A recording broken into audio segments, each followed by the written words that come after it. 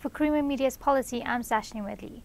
Researcher and analyst Professor Raymond Suttner joins me today to discuss why he withdrew his thesis 49 years ago. Welcome, Professor. Hi.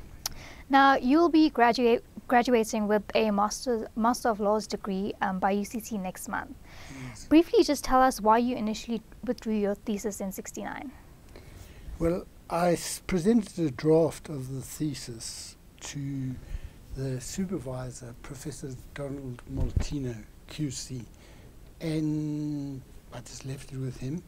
And when I came back, he said, look, he was shocked that he didn't realize I'm going to quote Professor Jack Simons, who was a listed communist.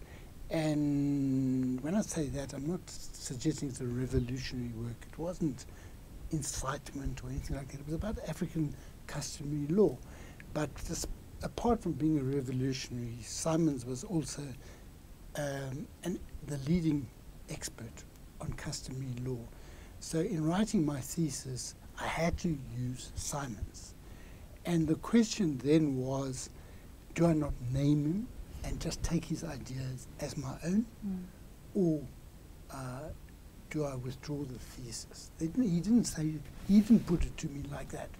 There had been a situation in 1968. I submitted something to the South African Law Journal, and when I made acknowledgements, I said, and I want to express my appreciation to Professor Jack Simons, blah, blah, blah.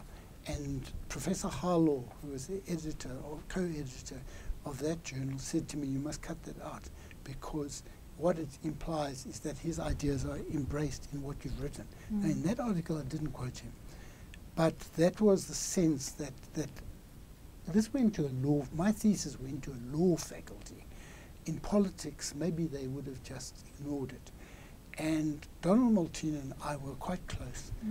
And when he said that to me, that I can't allow you to present this because I represent the Senate, that is illegal. And I said, well, then I'm withdrawing it. And he was very shocked.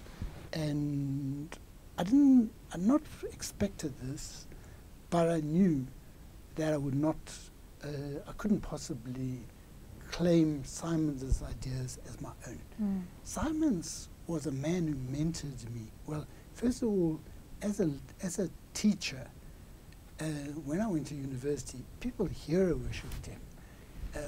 And not just left-wing and all that, but even the right-wing ones, they worshipped him. Because I remember when I went to stay with Simons in about 1968-69, when I'd become a lecturer, I was telling some guy from what was Rhodesia then, who was a supporter of Ian Smith, I told him I'm going to go and stay with Simons. So he says, in the same house. He was so impressed because we all admired him. But with me particularly, he had mentored me. He had encouraged me to do things. We had a correspondence. But all that didn't go through my mind. I don't know what went through my mind, but I just withdrew it. And then I went to Johannesburg at some point when my family were, and I was going to go to study overseas. And then I finalized the thesis, not as a thesis, because I didn't have any idea of submitting it, but it was a draft when I submitted it. And then I just left it until last year. So what happened last year? How did it come to be that you had to resubmit it? You see, in my prison book, which was relaunched last year, I referred to this incident because it was the first time I made a decision which meant a sacrifice for me personally in my well-being. And I just said that in passing. And one of the professors at UCT, Professor D. Smythe, raised it with Hugh Corder, acting dean at the moment. They became co-supervisors, and the dean of the faculty, then Dean Penny Andrews. And they asked me would I be prepared to resubmit it. I wasn't all that keen, but I said I'll look for it. And I didn't understand that I wouldn't find it the next day. And it took me some months. And then I found it with some pages missing, 3 pages missing. And it was also the size bigger than A4, and I brought it up here to Creamer Media, and Yolandi reduced the size to A4, and she made me an extra copy, and then they couriered it down, and they read it, and then they decided that it was important work, and they had it examined. Yeah. And some people would ask, why did you just not use Simon's work unacknowledged? That's what Simon himself thought. He said to me, why don't you just lift it? Because he thought, I'm a young man, I must just go and get the degree. But it's not even, but today people would be outraged at that idea, because nowadays there's much more concern about plagiarism. In my view, I just had an ethical, it wasn't a dilemma, I had an ethic which said, if this is someone else's ideas, I acknowledge them as someone else's ideas. And I've always been rigid, and either do it or don't do it. So I didn't do it. And then I just put it away, and that didn't even know where it was. And I was looking for something else, then I found it. And in your column, some people have said that acting ethically is ultimately rewarded, even if it takes long. Do you agree with that?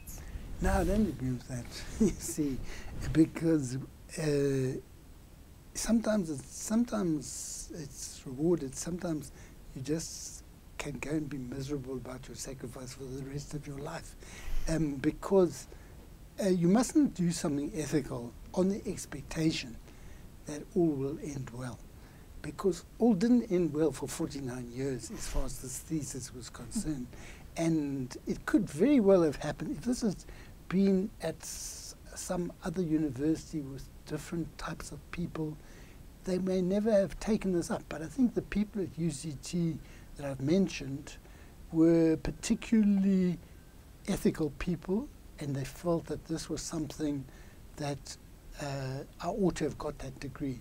In fact, last night I got an email from Professor Hugh Corder, where he was quoting another professor who succeeded Donald Maltine, Professor Barry Dean, and he asked him to pass on to me my congratulations because they admired what I'd done and all this sort of story. And so a lot of people knew about this inside there, but it had to be a change of laws, but also there's been a change of laws for 24 years, 24 years.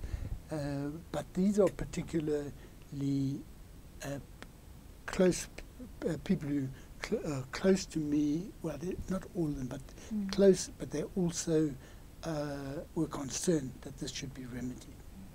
Well, all the best for your upcoming graduation. That was Professor Raymond Suttner speaking to Creamer Media's Polity about why he withdrew his thesis 49 years ago.